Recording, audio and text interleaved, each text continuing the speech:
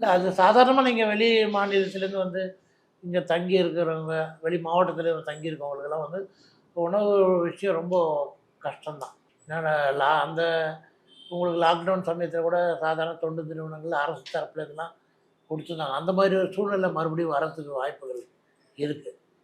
ஏன்னா அவங்களுக்கெல்லாம் சப்ளை இந்த மாதிரி யாருன்னா உதவி பண்ணால் தான் இருக்குன்ற சூழ்நிலை இருந்தது. நிறைய பேர் இன்றைக்கி நான் இதை நம்பி இருக்காங்க. அவங்களுக்கெல்லாம் கொஞ்சம் ரொம்ப கஷ்டம் தான். அதான் சார், இப்போ வந்து இந்த ஒரு பிரச்சனையால வந்து டீ கடையும் சரி, ஹோட்டல்ஸும் சரி, அந்த ஓனர்ஸ், அதாவது இந்த சின்ன சின்ன வியாபாரிகள் இருப்பாங்க பார்த்தீங்களா, அவங்களாம் வந்து நடுத்தருக்கு வரதுக்கே வாய்ப்புகள்லாம் இருக்கு அப்படின்னு பேசியிருக்காங்க. கண்டிப்பாக. எனக்கு அவங்கெல்லாம் வந்து இன்றைக்கி ஒரு இது வாங்கி வெளியிலேருந்து சாதாரணமாக கொடுத்த லோக்கல்லேருந்து கொஞ்சம் பணம் வாங்கி அதை கட்டிக்கிட்டு அட்ஜஸ்ட் பண்ணிட்டு போயிட்டு, ஏன்னா இந்த மாதிரிலாம் லாக்டவுனுக்கு அப்புறம் ஏறக்குறைய 5-6 வருஷம் ஆச்சு நடந்து. இன்றைக்கி லெவலில் அது மாதிரிலாம் வந்தால் அரசு ஃபேஸ் பண்ணோம், நம்மளுக்கு வராதுன்னு நம்ம நம்பிக்கை இருந்தோம்.